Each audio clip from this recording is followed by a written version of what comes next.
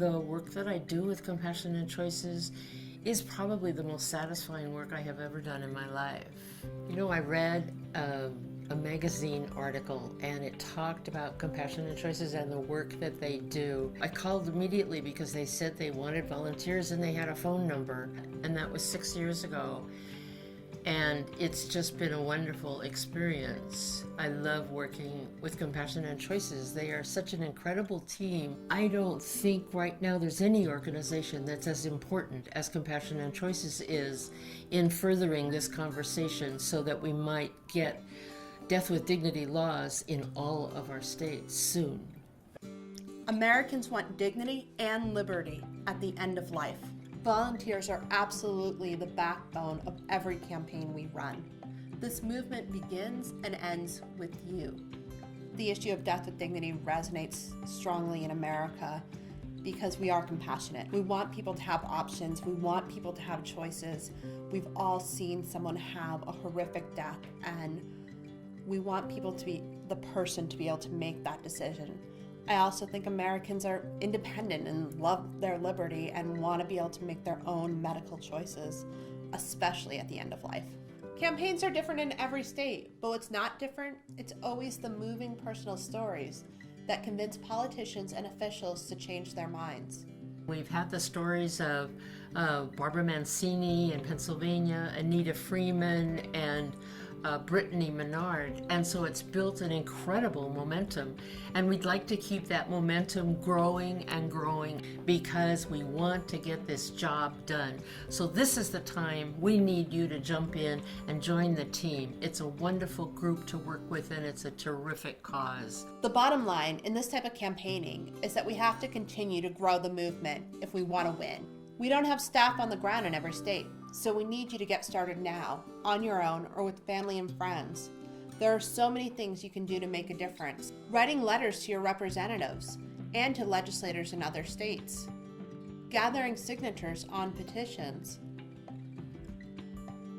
Using social media to spread the word.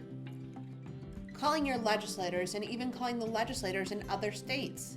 Talking to your doctor and calling doctors' offices to ask if they support death with dignity legislation. Calling and emailing friends and family to educate them about death with dignity. You can visit our Volunteer Action Center on the Compassion and Choices website for materials and for information about how to take action right now. One of the things we do a lot of is staffing a table that's filled with brochures and magazines and advanced healthcare directives. And we have that table at fairs, at senior centers. So we hand out these materials and talk to people, engage people in conversations about what Compassion and Choices is all about. So we might go out and speak to a group, the Seroptimists, the Humanist Club, the Rotary Club, or the Senior Center. I've also done workshops about advanced healthcare directives. They're a wonderfully powerful tool for being able to direct as much as possible your own care at the end of life. We always have magazines and brochures in our cars, so whenever we go someplace, we drop them off, doctor's offices, libraries, senior centers, so that people will come across this literature.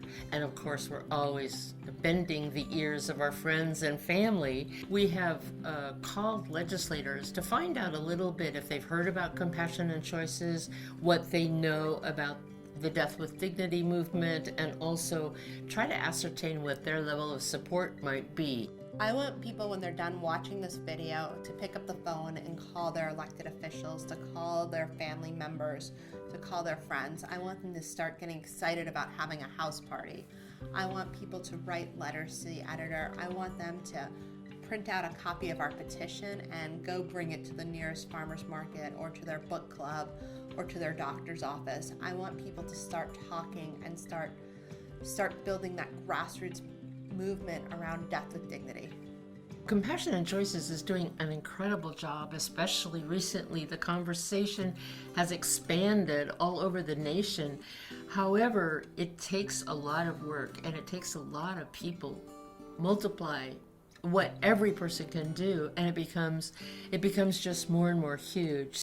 The one message I want everyone to hear is that we can't do this without you. Think about what you'd like to do for the organization, because I can tell you that the sense of satisfaction and even joy that you get out of knowing you're part of such an amazing movement, that I know you're going to feel like I feel when I volunteer, just very, very honored to be a part of this incredible team.